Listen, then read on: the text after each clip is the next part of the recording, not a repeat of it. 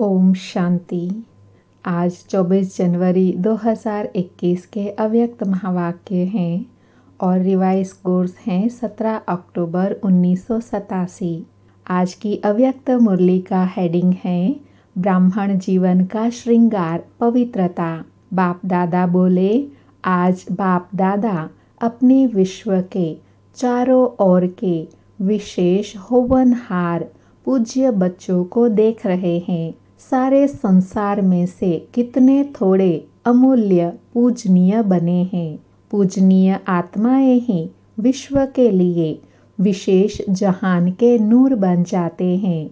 जैसे इस शरीर में नूर नहीं तो जहान नहीं, ऐसे विश्व के अंदर पूजनीय जहान के नूर आप श्रेष्ठ आत्माएं नहीं तो विश्व का भी महत्व नहीं। स्वर्ण युग, आदि युग व सतो प्रधान युग, नया संसार आप विशेष आत्माओं से आरंभ होता है। नए विश्व के आधार मूर्त पूजनीय आत्माएं आप हो, तो आप आत्माओं का कितना महत्व है। आप पूज्य आत्माएं संसार के लिए नई रोशनी हो। आपकी चढ़ती कला विश्व को श्रेष्ठ कला में लाने के निमित्त बनती है। आप गिरती कला में आते हो तो संसार की भी गिरती कला होती है। आप परिवर्तन होते हो तो विश्व भी परिवर्तन होता है। इतने महान और महत्व वाली आत्मा हो। आज बाप दादा सर्व बच्चों को देख रहे थे। ब्राह्मण बनना अर्थात पूज्य बनना, क्योंकि ब्राह्मण सो देवता बनते हैं और देवताएं अर्थात पूजनीय। सभी देवताएं पूजनीय तो है, फिर भी नंबरवार जरूर हैं। कितने देवताओं की पूजा विधि पूर्वक और नियमित रूप से होती है और किन्हों की पूजा विधि पूर्वक नियमित रूप से नहीं होती। किन्हों के हर कर्म की पूजा होती है और किन्हों के हर कर्म की पूजा नहीं होती है। कोई का विधि पूर्वक हर रोज श्रृंगार होता है और कोई का श्रृंगार रोज नहीं होता। ऊपर ऊपर से थोड़ा बहुत सजा लेते हैं, लेकिन विधि पूर्वक नहीं। कोई के आगे सारा समय कीर्तन होता और कोई के आगे कभी कभी कीर्तन होता है। इन सभी का कारण क्या है? ब्राह्मण तो सभी कहलाते हैं, ज्ञान योग की पढ़ाई भी सभी करते हैं, फिर भी इतना अंतर क्यों? धारणा करने में अंतर है, फिर भी विशेष कौन सी धारणाओं के आधार पर नंबरवार होते हैं जानते हो? पूजनीय बनने का विशेष आधार पवित्रता के ऊपर है। जितना सर्व प्रकार की पवित्रता को अपनाते हैं उतना ही सर्व प्रकार के पूजनीय बनते हैं। और जो निरंतर विधि पूर्वक आदि अनादि विशेष गुण के रूप से पवित्रता को सहज अपनाते हैं, वही विधि पूर्वक पूज्य बनते हैं। सर्व प्रकार की पवित्रता क्या है? जो आप आत्माएं सहज स्वतः हर संकल्प में, बोल में, कर्म में सर्व अर्थात ज्ञानी और अज्ञानी आत्माएं सर्व के संपर्क में सदा पवित्र वृत्ति, दृष्टि, वाइब्रेशन से यथार्थ संपर्क निभाते हैं। इसको ही सर्व प्रकार की पवित्रता कहते हैं। स्वप्न में भी स्वयं के प्रति या अन्य कोई आत्मा के प्रति सर्व प्रकार की पवित्रता में से कोई कमी न हो। मानो स्वप्न में भी ब्रह्मचार्य खंडित होता है व किसी आत्मा के प्रति किसी भी प्रकार की ईर्षा व आवेश के वश कर्म होता या बोल निकलता है, क्रोध के अंश रूप में भी व्यवहार होता है, तो इसको भी पवित्रता का खंडन माना जाएगा। सोचो, जब स्वप्न का भी प्रभाव पड़ता है तो साकार में किए हुए कर्म का कितना प्रभाव पड़ता होगा। इसलिए खंडित मूर्ति कभी पूजनीय नहीं होती। खंडित मूर्तियाँ मंदिरों में नहीं रहती, आजकल के म्यूजियम में रहती हैं। वहाँ भगत नहीं आते, सिर्फ यही गायन होता है कि बहुत पुरानी मूर्तियां हैं, बस उन्होंने स्थूल अंगों के खंडित को खंडित कह दिया है, लेकिन वास्तव में किसी भी प्रकार की पवित्रता में खंडन होता है तो वह पूज्य पद से खंडित हो जाते हैं। ऐसे चारों प्रकार की पवित्रता विधि पूर्वक है तो पूजा भी विधि पूर्वक होती है। मन, वाणी, कर्म, कर्म में संबंध संपर्क आ जाता है और स्वप्न में भी पवित्रता, इसको कहते हैं संपूर्ण पवित्रता। कई बच्चे अलबेलेपन में आने के कारण चाहे बड़ों को चाहे छोटों को इस बात में चलाने की कोशिश करते हैं कि मेरा भाव बहुत अच्छा है, लेकिन बोल निकल गया, वाह मेरी एम अर्थात लक्ष्य ऐसे नहीं थी लेकिन हो गया। या कहते हैं कि हंसी मजाक में यह कह दिया अथवा कर लिया, यह भी चलाना है। इसलिए पूजा भी चलाने जैसी होती है। यह अलबेलापन संपूर्ण पूज्य स्थिति को नंबरवार में ले आती है। यह भी अपवित्रता के खाते में जमा होता है। सुनाया ना, पूज्य पवित्र आत्माओं की निशानी यही है। उन्हों की चारों प्रकार की पवित्रता स्वाभाविक, सहज और सदा होंगी। उनको सोचना नहीं पड़ेगा, लेकिन पवित्रता की धारणा स्वतः ही यथार्थ संकल्प, बोल, कर्म और स्वप्न लाती है। यथार्थ अर्थात एक तो युक्ति युक्त, दूसरा यथार्थ अर्थात हर संकल्प में अर्थ होगा, बिना अर्थ नहीं होगा। ऐसे नहीं कि ऐसे ही बोल दिया, निकल गया, कर लिया, हो गया। ऐसी पवित्र आत्मा सदा हर कर्म में, यथार्थ दिनचर्या में यथार्थ युक्ति युक्त रहती हैं। इसलिए पूजा भी उनके हर कर्म की होती है, अर्थात पूरे दिनचर्या की होती हैं। उठने से लेकर सोने तक भिन्न भिन्न कर्म के दर्शन होते हैं। अगर ब्राह्मण जीवन की बनी हुई दिनचर्या प्रमाण कोई भी कर्म यथार्थ व निरंतर नहीं करते तो उसके अंतर के कारण पूजा में भी अंतर पड़ेगा। मानो कोई अमृत वेले उठने की दिनचर्या में विधि पूर्वक नहीं चलते तो पूजा में भी उनके पुजारी भी उस विधि से नीचे ऊपर करते, अर्थात पुजारी भी समय पर उठकर पूजा नहीं करेगा, जब आया तब कर लेगा, अथवा अमृत वेला जागृत स्थिति में अनुभव नहीं करते। मजबूरी से व कभी सुस्ती कभी चुस्ती के रूप में बैठते तो पुजारी भी मजबूरी से या सुस्ती से पूजा करेंगे, विधि पूर्वक पूजा नहीं करेंगे। ऐसे हर दिनचर्या के कर्म का प्रभाव पूजनीय बनने में पड़ता है।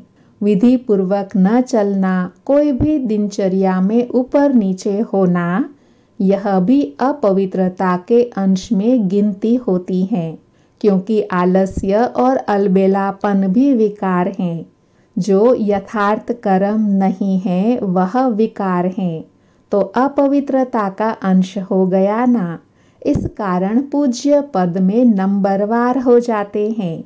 तो फाउंडेशन क्या रहा? पवित्रता। पवित्रता की धारणा बहुत महीन है। पवित्रता के आधार पर ही कर्म की विधि और गति का आधार है। पवित्रता सिर्फ मोटी बात नहीं है। ब्रह्मचारी रहे या निर्मोही हो गए, सिर्फ इसको ही पवित्रता नहीं कहेंगे। पवित्रता ब्राह्मण जीवन का श्रृंगार है। तो हर समय पवित्रता के श्रृंगार की अनुभूति चेहरे से, चलन से औरों को हो। दृष्टि में, मुख में, हाथों में, पाँव में सदा पवित्रता का श्रृंगार प्रत्यक्ष हो।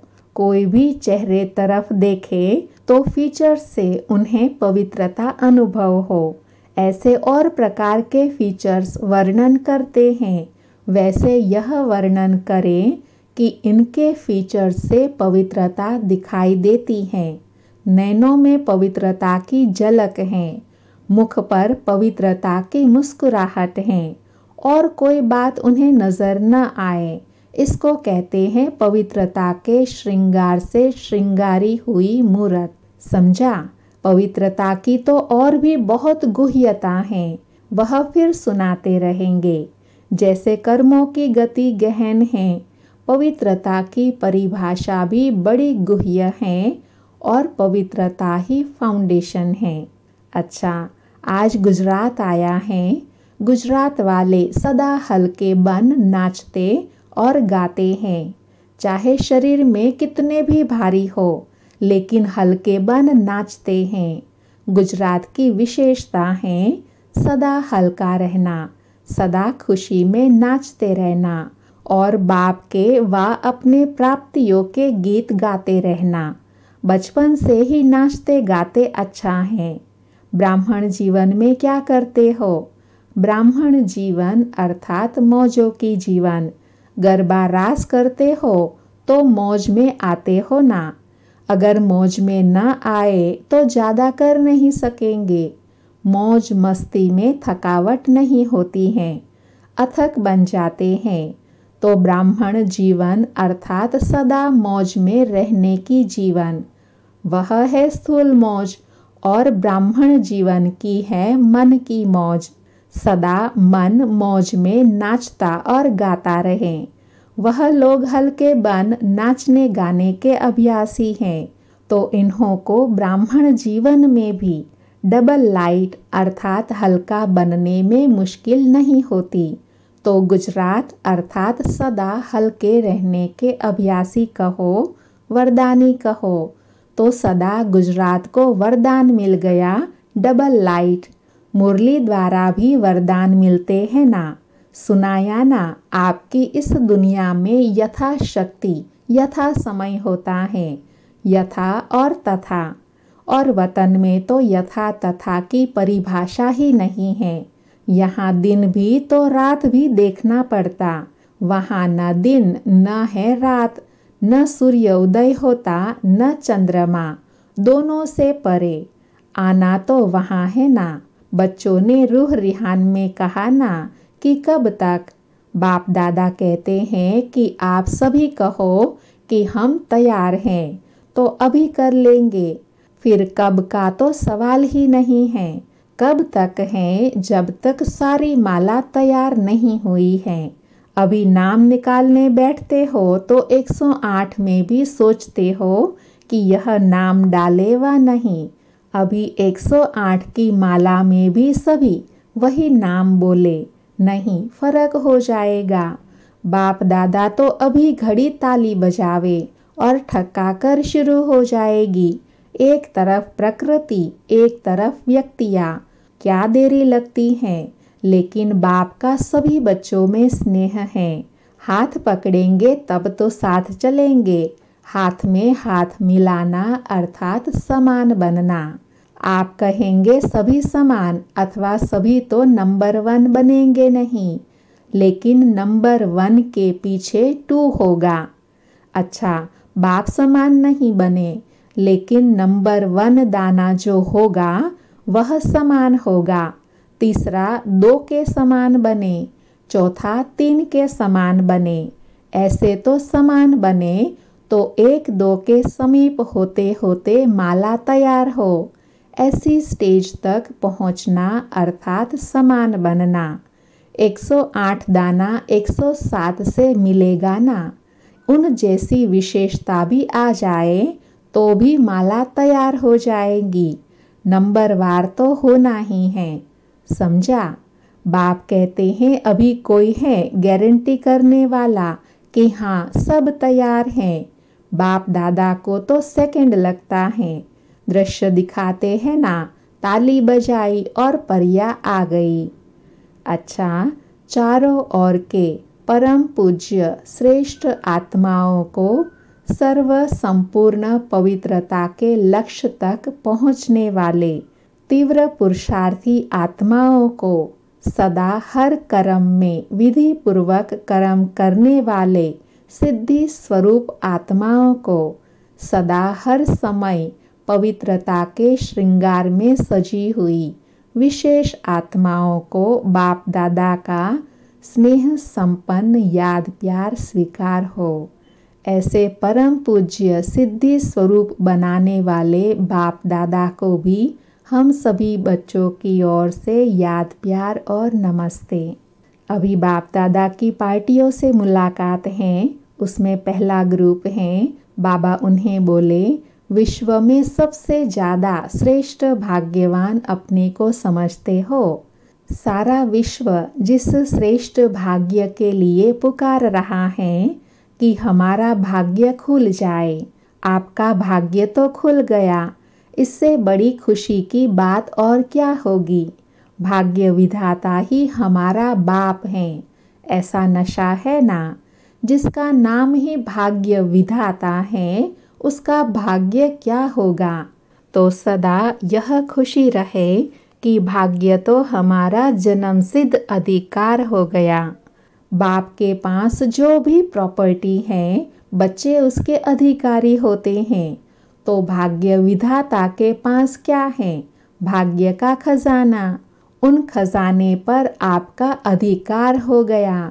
तो सदैव वाह मेरा भाग्य और भाग्य विधाता बाप, यही गीत गाते खुशी में उड़ते रहो। जिसका इतना श्रेष्ठ भाग्य हो गया, उसको और क्या चाहिए। भाग्य में सब कुछ आ गया। भाग्यवान के पास तन मन धन सब कुछ होता है। श्रेष्ठ भाग्य अर्थात अप्राप्त कोई वस्तु नहीं। बाबा पूछ रहे हैं, कोई अप्राप्ति है? मकान अच्छा चाहिए, कार अच्छी चाहिए? नहीं। जिसको मन की खुशी मिल गई, उसे सर्व प्राप्तियां हो गई। कार तो क्या, लेकिन कारुण का खजाना मिल गया। कोई अप्राप्त वस्तु है ही नहीं। ऐसे भाग्यवान हो। विनाशी इच्छा क्या करेंगे? जो आज है कल है ही नहीं, उसकी इच्छा क्या रखेंगे।